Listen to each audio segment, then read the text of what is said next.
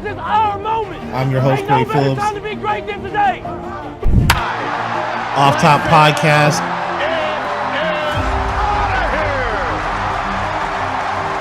To play, Bryant for the lead.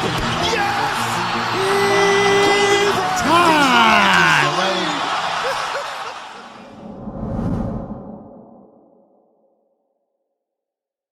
Yo. What's going on, everybody? It's your man, Corey Phillips here. Offtop Podcast. Hey, guys, give me what episode is this? 14. Is this 14? 14?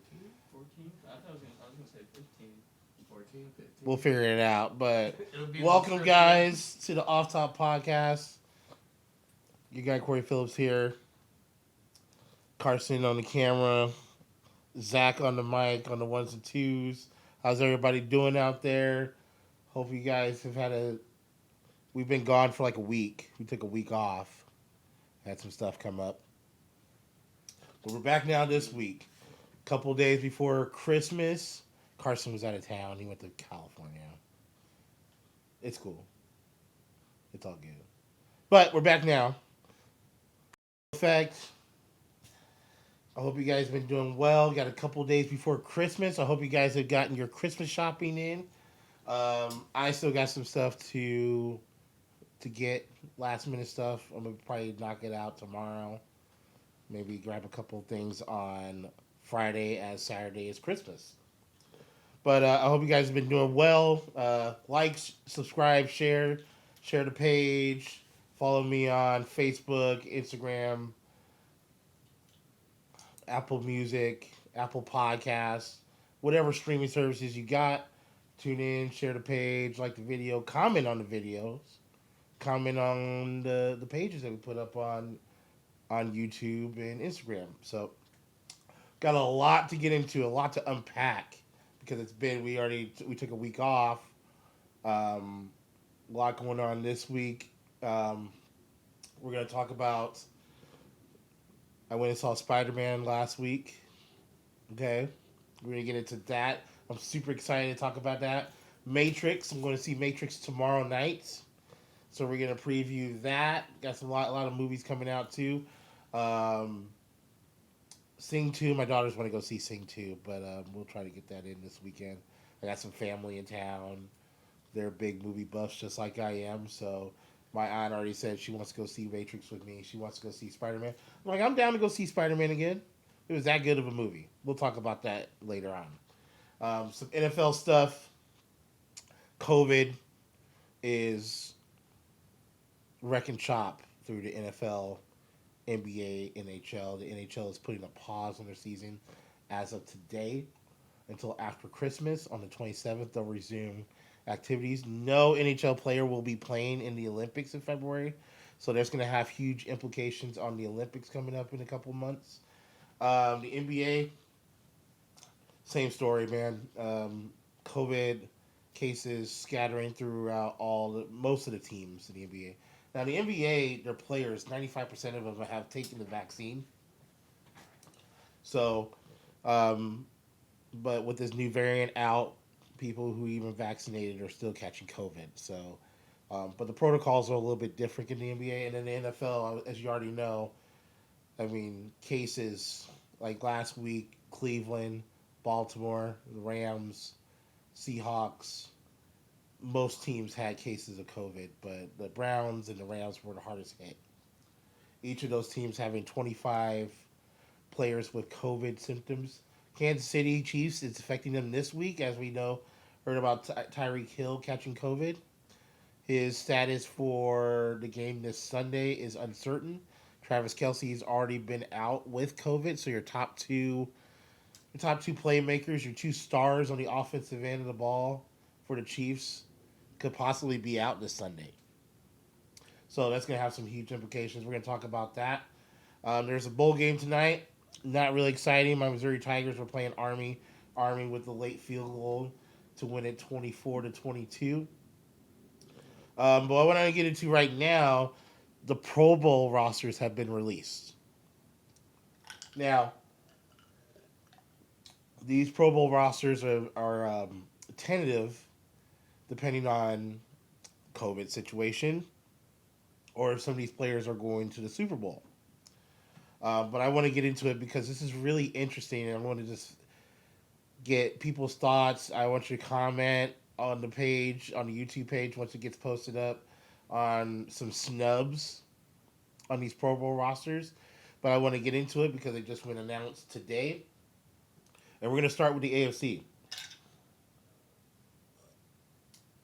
Your Pro Bowl quarterbacks for the AFC go as follows: Justin Herbert, Lamar Jackson, and Patrick Mahomes. I'm going to repeat that.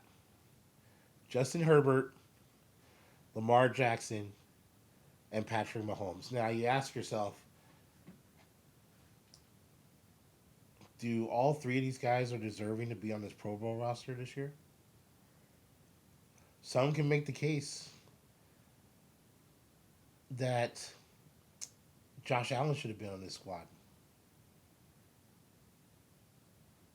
And if you look at all three, I think Justin Herbert is a lock. I think he's had a phenomenal season. He's been playing very well. And I think Lamar Jackson is a lock. Because he's played very well. Baltimore has struggled as of late. Lamar Jackson didn't play last week. But I think overall this season he has played very well. Patrick Mahomes, I don't know. Now, and I say that because I'm saying that because the Patrick Mahomes that we're seeing this year is not the one we're used to, where Patrick Mahomes throws 35 touchdowns in a season and only throws like 3 or 4 picks. But to a regular quarterback, he's putting up great numbers. Yes, his interceptions are up. Yes, he's been a little bit inaccurate. His yards are down. His completion percentage is down. But I also think that Josh Allen has had a phenomenal year. And I know Buffalo has been struggling as of late. And I thought that was a little bit of snub on the quarterback side. I do want to note, now when I go through this list of Pro Bowl players, and I'm going to just name off some notable names in each position, there are 6 teams with no player selected to the Pro Bowl. And I'm going to list these teams right now. The Denver Broncos. Sorry, Zach. The Detroit Lions, the Houston Texans, the Jacksonville Jaguars, the New York Jets, and the New York Giants. Nobody was selected from the Pro Bowl out of any of those teams. Now, again, these are tentative rosters right now. Those could get changed based on COVID and if whoever makes the Super Bowl, whether it be whatever teams are representing the Super Bowl, they do not have to play in the Pro Bowl. But AFC quarterbacks: Justin Herbert, Lamar Jackson, Patrick Mahomes. Wide receivers: Keenan Allen, Jamar Chase, Stephon Diggs, Tyreek Hill. Running backs: Nick Chubb, Joe Mixon, Jonathan Taylor. Wide receivers on the AFC side, solid. I don't have any problem with any of those wide receivers whatsoever. Running backs: Jonathan Taylor, yes. Nick Chubb, absolutely. Joe Mixon has had a great season. He's actually had a phenomenal season. And if it wasn't for Derrick Henry going out, I mean, Derrick Henry, you might make a case for Derrick Henry if Derrick Henry was healthy. But even so, Joe Mixon has had probably the best season he's had since he's been in the league. Tight ends: Travis Kelce, Mark Andrews. That's no question there.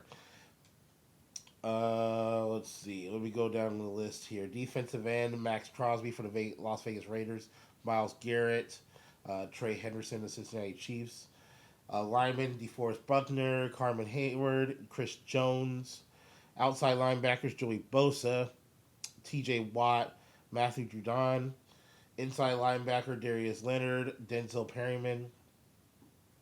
Quarterbacks: Xavier Howard, J.C. Jackson, Tyrann Mathieu on the safeties, Derwin James, free safety Kevin Beard, and Denzel Ward as the other quarterbacks. So that's your AFC squad. NFC squad, a little different. Quarterbacks: Tom Brady, Kyler Murray, Aaron Rodgers. I honestly say I can't have. I don't have any.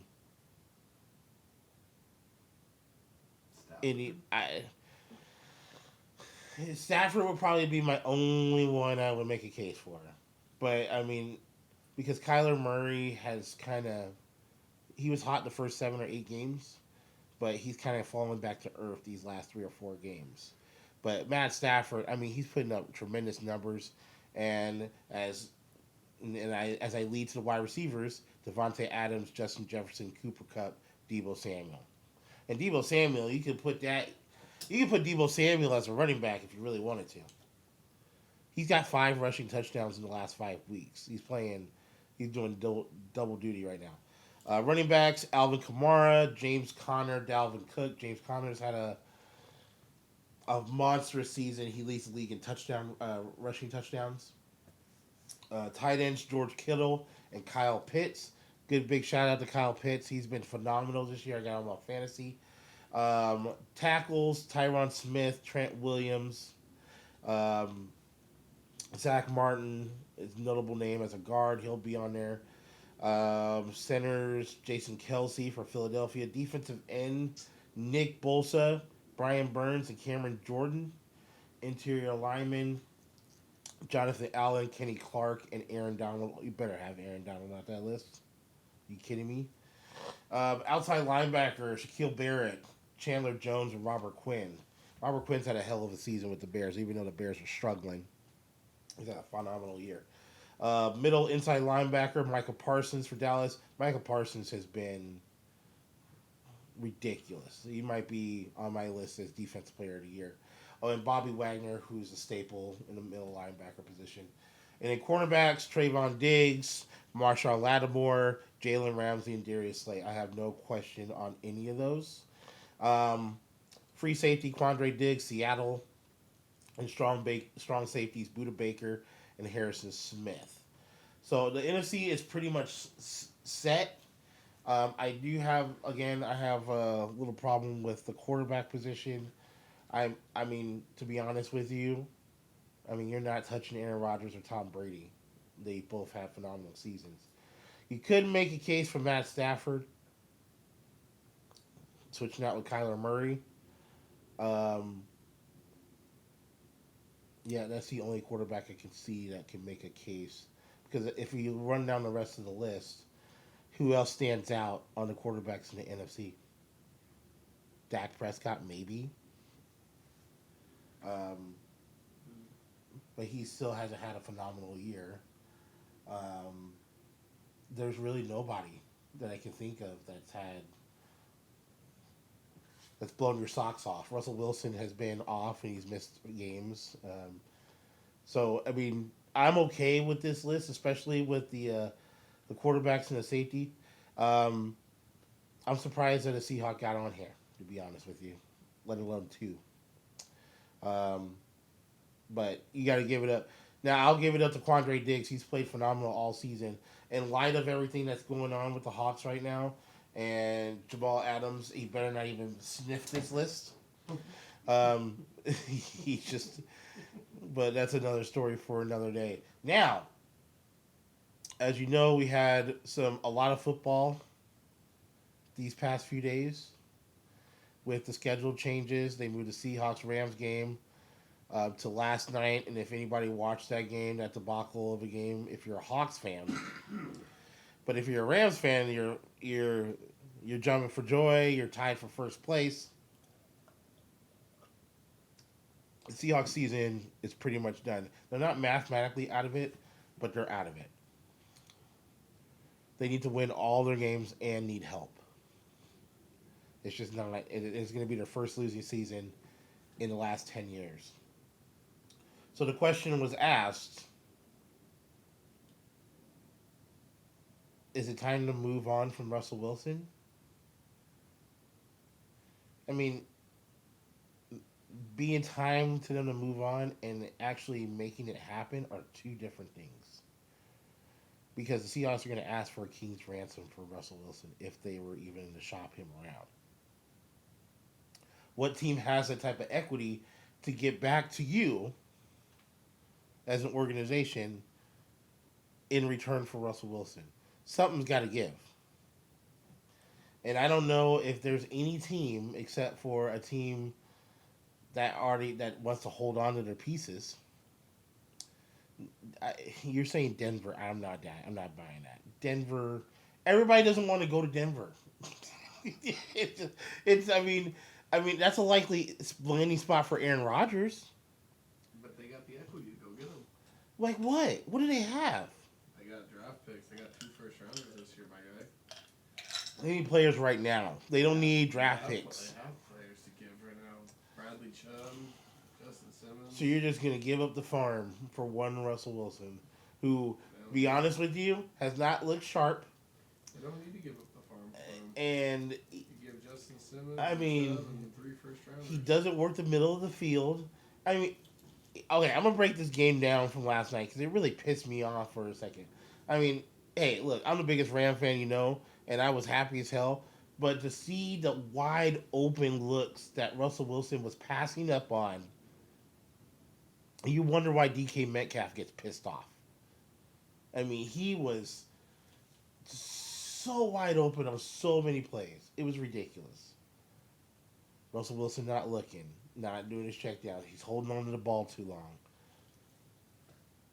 I honestly think that injury has spooked him a little bit because he's playing scared right now. We'll see this Sunday because the Seahawks have the Bears this Sunday. If they lose that game, I don't even know what to tell you. I think the game's just given up. But big shout out to Indianapolis Colts. Have 7 Pro Bowlers off their squad, and I did say, and I made it very clear, the Indianapolis Colts are going to be one of my sleeper teams, and they could make it to the AFC Championship game. Do not doubt it for a second. The Colts are a legit team. Jonathan Taylor is playing well. The biggest thing, and I was just like, when this deal happened with Carson Wentz, I was like, do not make mistakes. Take care of the football. Just like Mac Jones in New England. Take care of the football. If we got to run it 30, 35 times, we'll do that. Jonathan Taylor has no problem doing that. But make the right throws, make the right plays, see the right reads. Don't make any mistakes. And that's what they have done. And they're the last 5 weeks, they've been one of the hottest teams in football. But as we creep closer to these playoffs, and for fantasy owners out there, I know most leagues, every league should be in the playoffs right now. I know all 3 of my leagues are in the playoffs, and I'm still in all 3 of the leagues of my playoffs. So, Carson's not liking that right now. I mean, he's been eliminated for like a few weeks, but My season ain't over. My season's not over either. It's beautiful. I might be seeing you next week. Well, I don't want to get too ahead of myself. I got a tough matchup this week, so we'll see. But as we creep closer, we only got a few more weeks left, and then it's playoff time. And I don't know about everybody else, but I'm pretty excited. With the way things are going right now, if you look at the current standings and the current playoff, right now, Kansas City is 10-4 with the number 1 seed. They are not playing like a 10-4 team.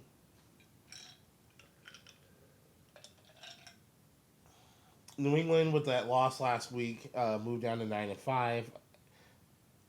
I almost was like, okay, New England's owed a loss here. They've been hot lately. They're going to slip up at some point. Tennessee, it is very apparent that they need Derrick Henry on that offense, and I don't see them being any type of threat at all right now. The thing that has surprised me the most is where in the hell are the Baltimore Ravens? This AFC North division is so wide open.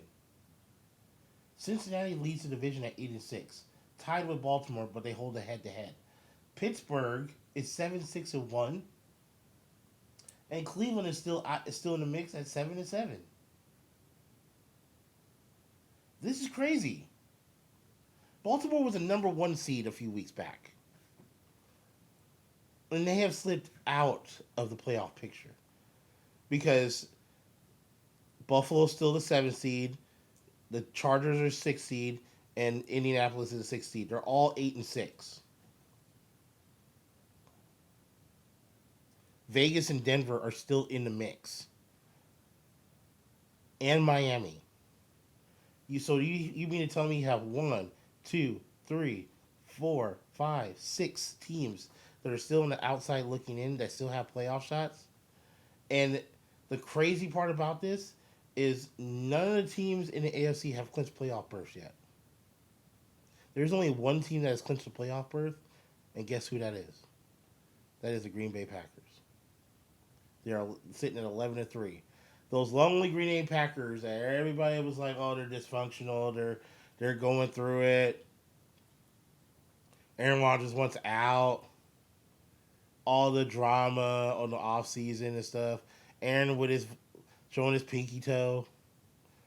Lying about if he had COVID, lying or whatever you want to call it. If it's not lying, what is it? He was stretching the truth? I don't know. But now this team's the number 1 seed out of nowhere, quietly. Arizona been the number 1 seed basically all season long, has slipped down to 4. Dallas is at number 2, sitting at 10-4. They still have some work to do. They haven't clinched the division yet. A win this weekend would clinch it. But Philly won yesterday. They're at 7-7. They're still alive. The 3rd seed, the Tampa Bay Bucks. The Tampa Bay Bucks are decimated right now. They're going to put Leonard Fournette in the IR more than likely this week. They already lost Chris Godwin for the rest of the regular season. And Mike Evans is not 100%.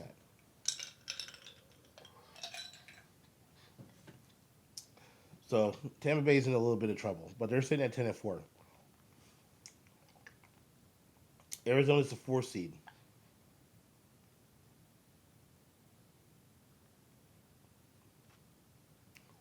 And if you were to ask me, I think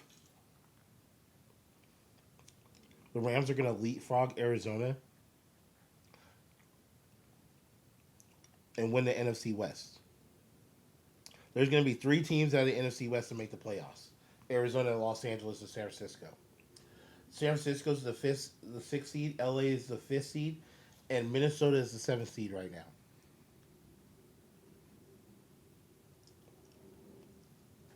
Philly and New Orleans are at 7-7, and then Atlanta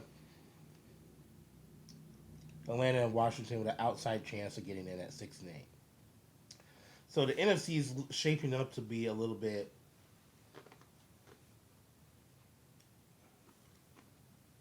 we're kind of seeing the pretenders and the contenders kind of shape up.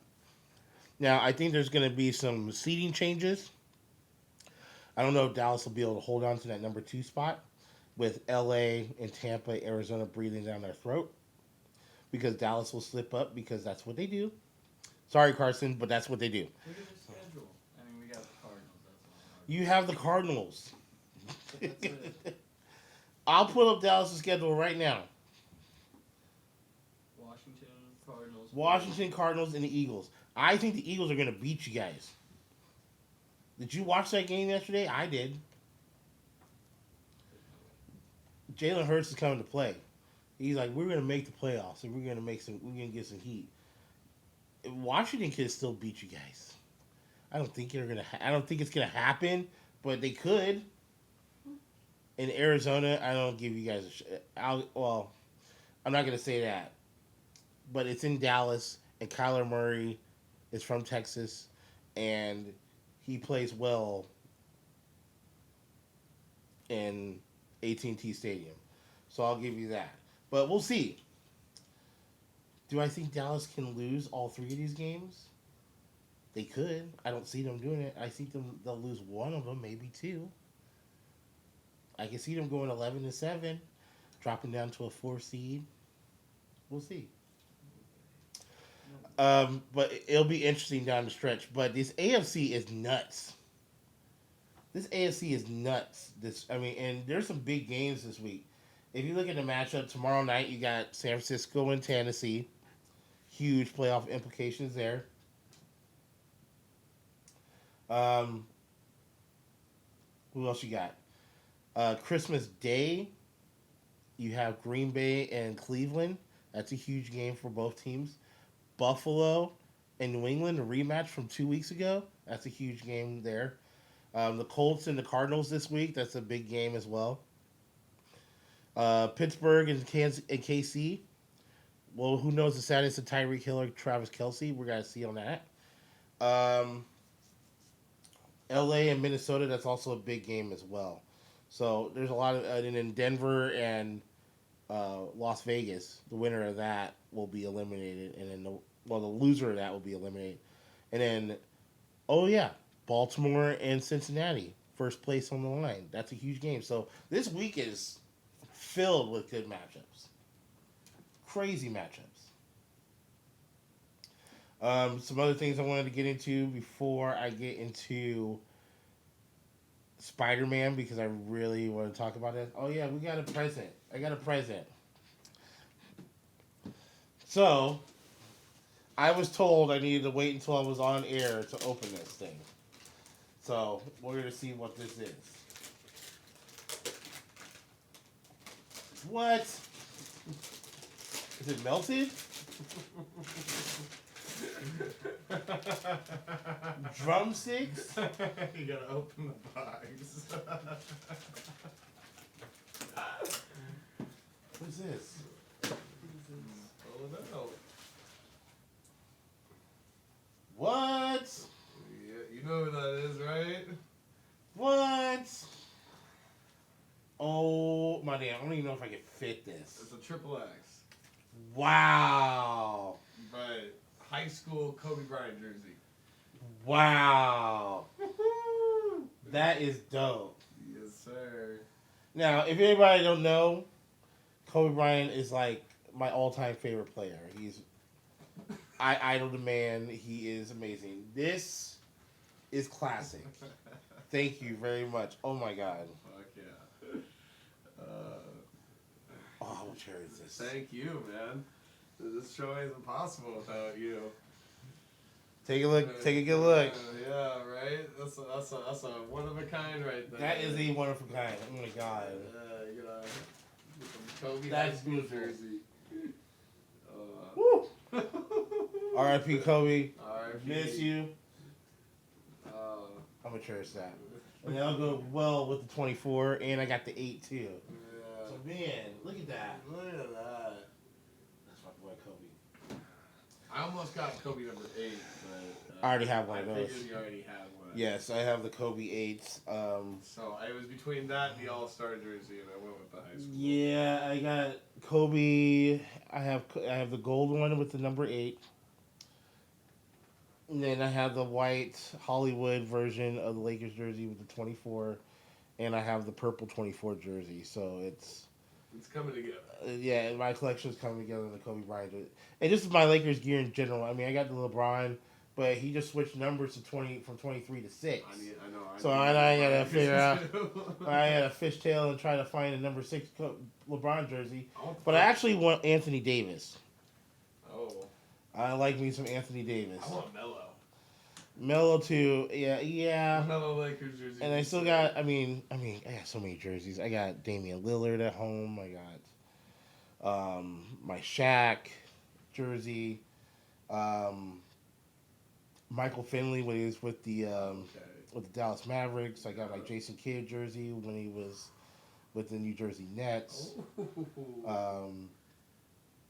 And my Paul Pierce Boston Celtics jersey, the white one. And then I have my Kevin Durant. Not Sonics. It was OKC. I had an OKC Kevin Durant jersey. So that's wrong. yeah. I mean, I wasn't gonna get Golden State. No. The hell with that. Speaking of NBA, we got some final games coming up tonight. Magic with the 104-98 win. Celtics over the Cavaliers 111-101. Bucks with the win over the Rockets 126-106.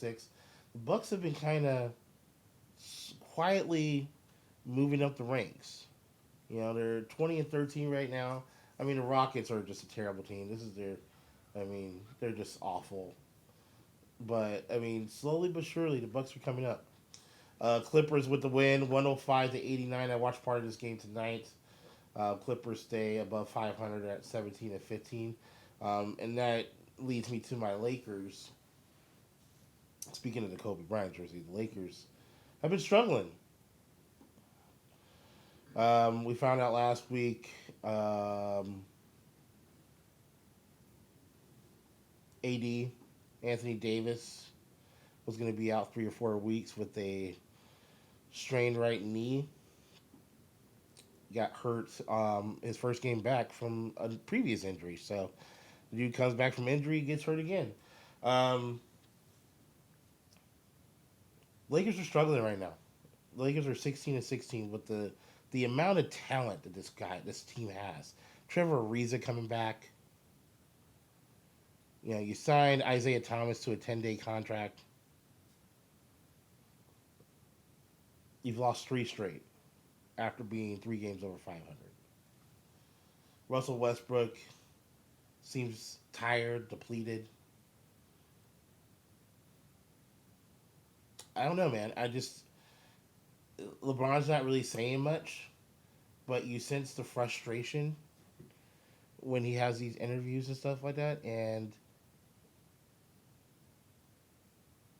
it's concerning because you're in a Western Conference that is fully loaded. I mean, if you look in the conference, the Western Conference right now, I mean, the Lakers are the 6th seed. They wouldn't even have home court advantage. Phoenix and Golden State seem like they're running away with the division right now. They're both 25-5. Actually, Golden State is 25-6. They're a half game behind Phoenix. Phoenix has the best record in the NBA right now. Then you have Utah, Memphis, the Clippers. Then you have the Lakers. Then with your 7 and 8 seeds is Dallas and Denver, who are also 500 teams, with Minnesota and Portland not too far behind. So, and then Portland and Minnesota will make it in as a play-in team because now they have the new rule with the play-in games, the play-in playoff games. So, it's not too impressive right now. They're not impressing me in the slightest. And I understand AD's out. You're trying to mix and match. You're trying to get it, just fit in what's going to work for your lineups every day. But it seems like Russell Westbrook is tired. They don't play defense as well, not nearly as well as they've been doing last year. And, these Lakers are not even winning teams. They have 3 wins against teams over 500 this season. That's unacceptable, man. With the talent that they have on this team, fucking bunch of all-stars on this squad. Get it together. Come on, LeBron, Westbrook, Carmelo, where are you at? I need something more from them. And Anthony Davis, man, I think the Lakers really need to make a hard look if Anthony Davis is going to be the answer for this team long term. It would not surprise me one bit if the Lakers shopped Anthony Davis at the end of the season to get back in something in return. If it stays the way it is, I don't see it. I can see Jeannie Buss and like, hey man, we tried for 2 years. Thank you for the championship we won in 2020. It's time to move on. You shop them around, you get some draft picks and maybe a couple of pieces to build off of. But It would not surprise me one bit because this injury plague with Anthony Davis, it's been going on for a couple of years now. It was actually going on before we got to LA when he was in New Orleans. So, I mean, LeBron, I don't know if they'll move him. I think LeBron will end his career with the Lakers. But Anthony Davis, you bring some pieces around him because Anthony Davis has trade value. Teams will want him. They would give the farm for him because he's still young. But you can get younger and get better pieces that are healthy. Which leads me to what I've been wanting to talk about this whole night, and that is Spider-Man. And we're gonna close out the show with this. Spider-Man. I'll put it to you like this: if you haven't seen the movie, I'm not gonna give you spoilers away, but if you have not seen this movie, I suggest you reach into your mom and daddy's purse, you snag a $20 bill, you find a ride or take that Nest bus to the next AMC or Regal Cinema, whichever you choose, and you buy yourself a ticket. Make sure you have a vaccine card or a negative test, whatever. And you make sure you walk in there and you get your popcorn ready, get your M&Ms or Junior Mints or whatever you like, nachos, pretzel. I like pretzel with nacho with cheese. I got to get the large icy, half Coke, half cherry. And you get yourself a recliner seat and you sit back and enjoy this phenomenal movie. It got 98% on Rotten Tomatoes for a reason. This movie is fantastic. It is everything that you would hope the Spider-Man movie would be. And I left the theater wanting more. And I just want to say a couple of performances. I don't want to give the movie away. That's the thing. So I don't want to say too much, but the actor that plays the Green Goblin, and you've seen the trailers already. If you've seen the trailers, you know Green Goblin is in it. William Dafoe, excellent performance.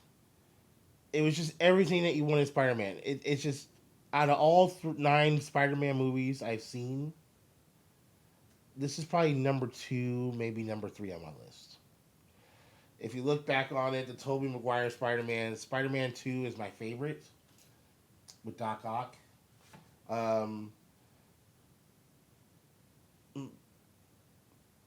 I do like The Amazing Spider-Man, the first one. The second one was kind of trash, but Spider-Man 2, the Tobey Maguire Spider-Man 2 was great.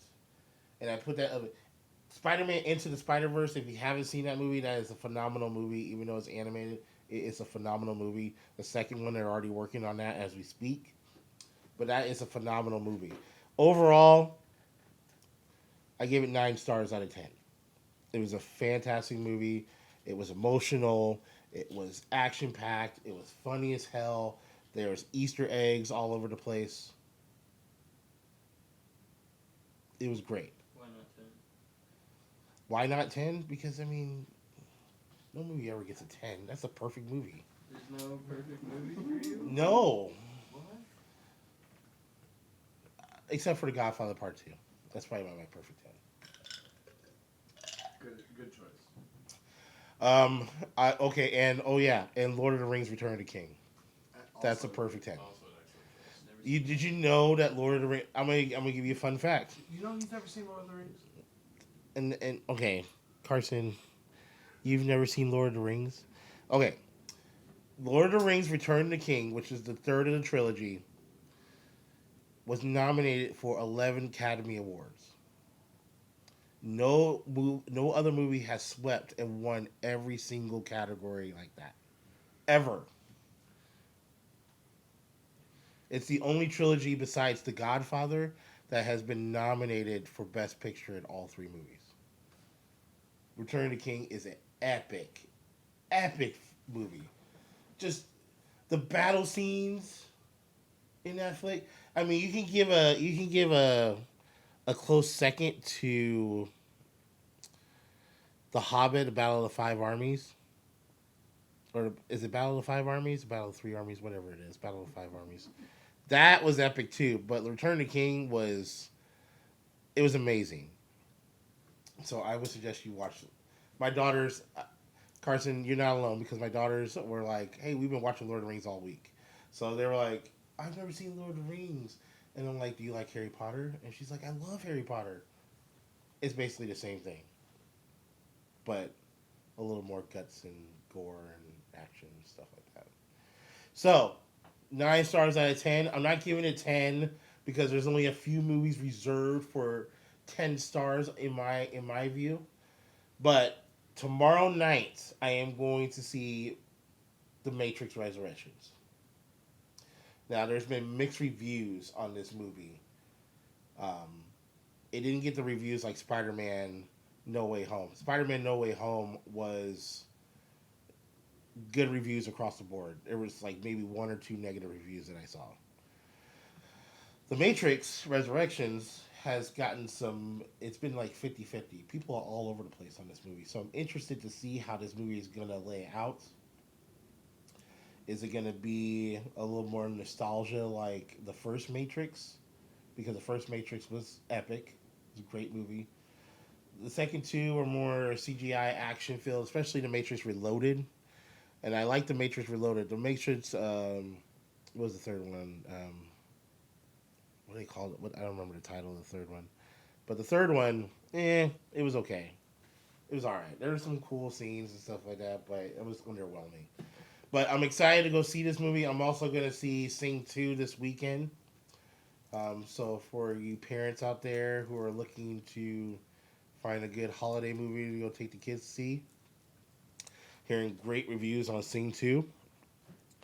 Um, and then the Kurt Warner movie that I want to go see as well. I don't know if I'm actually going to see that this week. I might take a pass on it. I mean, that's just a little fanfare for me. I might wait on that, but we'll see. But I did buy tickets to go see Scream because they're reloading that. It's not really a reload. It's kind of a continuation from the last one. But that movie comes out July 15th, July 14th. So, sorry, January 14th. Good Lord. So, I'm really excited to see that. But Matrix is on the list. So, hey, if you guys have a thought on Spider-Man, please comment on the video or Instagram. If you have any comments on the Pro Bowl selections, because there's some people out there who are making a very strong case from what I've read today on social media about Josh Allen and Matthew Stafford should have been on the Pro Bowl. And they still could. Because as of right now, it's looking like the Packers are going to the Super Bowl. What are your thoughts? Who do you think can be who do you think has a legitimate shot? Don't be no fanfare, Cowboy fans. Are you kidding me? Who has a legitimate shot of beating the Packers? Is it Dallas? Is it Arizona? Is it Tampa? Is it the Rams? There's a lot of questions up in the air. So next week we're gonna recap week 16.